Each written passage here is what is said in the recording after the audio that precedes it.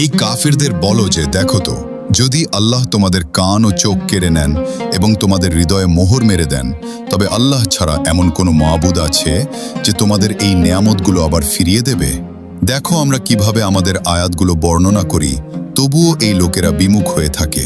তাদের বলে দাও যে আমায় জানাও তো, যদি তোমাদের উপর আল্লাহর আযাব হঠাৎ করে বা জানিয়ে আসে, তবে জালেম লোক ছাড়া আর কেউ কি ধ্বংস হবে? আর যে পয়গম্বরদের পাঠিয়েছি তারা কেবল সুসংবাদ শোনানোর জন্য এবং ভয় দেখানোর জন্য। অতঃপর যে ব্যক্তি ঈমান আনবে এবং নেককার হবে, তাদের কোনো ভয় থাকবে না এবং তারা দুঃখিতও হবে না। আর যারা আমাদের আয়াতগুলোকে মিথ্যা প্রতিপন্ন করেছে, তাদের নাফরমানির কারণে তাদের কাছে আযাব পৌঁছাবে।